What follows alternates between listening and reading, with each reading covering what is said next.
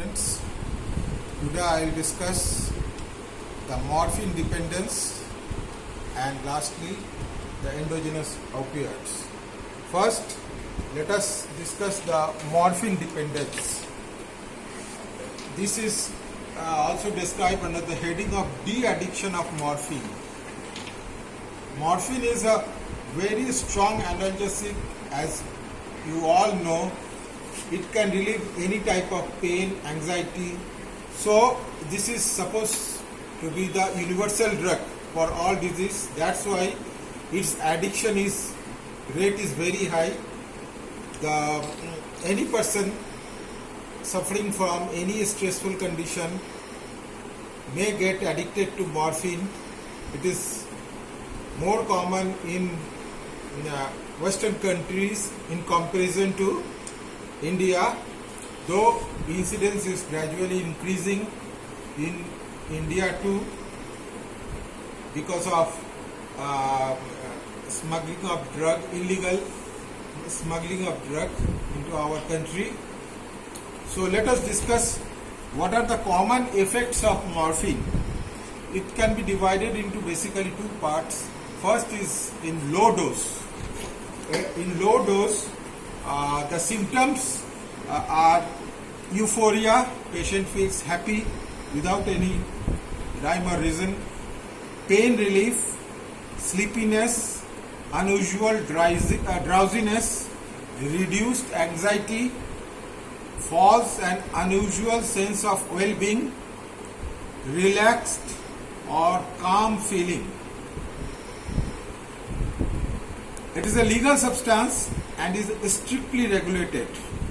Possession of morphine without prescription is a criminal offense and degree varies based on location and amount. For your information, if somebody is possessing 1 gram of morphine, punishment may be death in many countries. So this is the extent of regulation of this drug. Symptoms of high dose. If somebody is taking this drug for pretty long time in high dose, the symptoms are slurred speech, inattention, drowsiness, elevated blood pressure, fever, extreme sleepiness, swelling of face, muscle cramps, stiffness, spasm, etc. So all these are the toxicities of very high dose intake of morphine for long time. Now for the de-addiction, morphine addiction can be difficult to overcome, but not impossible. Remember, many patients who are de-addicted again get habituated to morphine intake, but it is not impossible that it can be addiction can be removed. It is possible. A study shows addicts can change dramatically and become and the recovery without any relapse. So it is possible if properly the patient is managed in de-addiction centers. Now we are concerned with the treatment.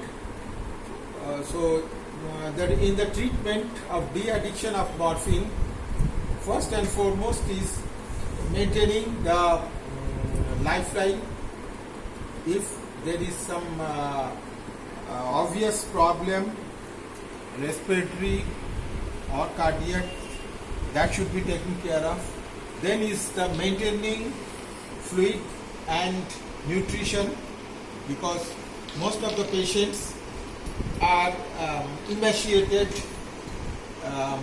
dehydrated. So ideally maintaining fluid and nutrition is foremost. Then, as I said, other associated condition is there that should be treated. Then lastly, it is the antidote. The antidote is methadone. Methadone is the typical antidote for morphine. This is given in different doses as per the requirement. It may vary widely according to the condition of patient. Initially, it is given in slightly high doses. It is practiced in many centers that it is 20 to 40 milligram daily. Gradually, it is tapered off. Ultimately, 2 milligram is given. 2 milligram methadone is continued. But the problem is, patient gets de-addicted to morphine, but there is addiction to methadone too. So, in centers, de-addiction centers, along with this methadone, naloxone is also used appropriately so that the action of can be reversed. And again, if there is recurrence, in many centers, it is the buprenorphine which is given orally or injectably as per requirement, along with naloxone. So there is combination treatment of methadone, naloxone, and buprenorphine. So it is practiced in very higher centers. Actually, in All India Institute of Medical Science, there is center for de-addiction. De-addiction center is there, and there they are using this methadone along with naloxone and buprenorphine. So this is all about the morphine de-addiction therapy, how one can treat morphine addiction. Now let us come to the last part, that is the endogenous opioids. Endogenous opioids, as the name suggests, endogenous means it is synthesized by the body itself. Body itself synthesized opioid-like substance. It is invented in 1970. Before 1970, there was no concept of endogenous opioids. After a Herculean effort, it is synthesized or extracted from body, and this is defined as peptides. These are the peptides having morphine-like action, were isolated from mammalian brain, pituitary, spinal cord, and GIT. These are very active in a small amount and blocked by naloxone. So that's the proof that these are the opioids. There are three distinct families of these endogenous opioids. These are the endorphins, enkephalins, and dynorphins. The endorphins, these are 31 amino acid chain. Primarily it is mu agonist, but it has now been proved that it can act on mu as well as delta receptor, mu and delta agonist. It is derived from pro-opiomelanocortin, in short POMC. The second one is enkephalins. The enkephalins, there are two important types of enkephalins. These are methionine enkephalin and leucine enkephalin.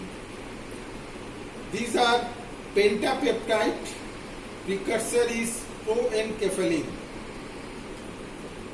So this is also to some extent it is opioid receptor agonist, so it exerts opioid-like action. Then dynorphins, it is again divided into A and B, two types. It has got 8 to 17 amino acids.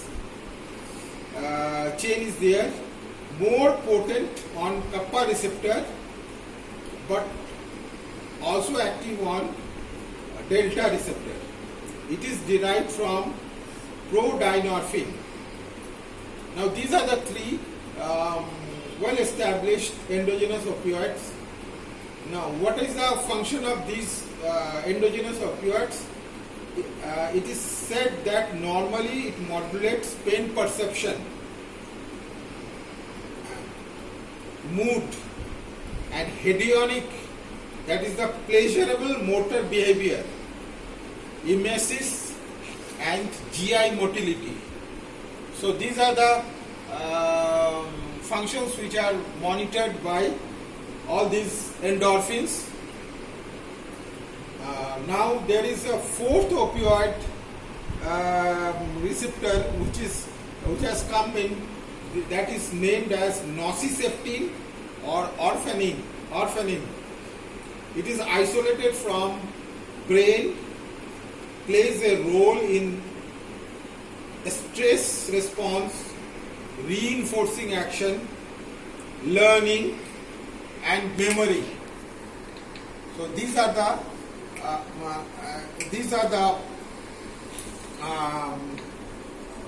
role which is played by nociceptine. So now fourth receptor is also described. So these are the endogenous opioids. It is said that if you do some exercise, proper health maintenance, there is enough of endogenous opioids which is produced, and you no longer need exogenous opioids. So this finishes our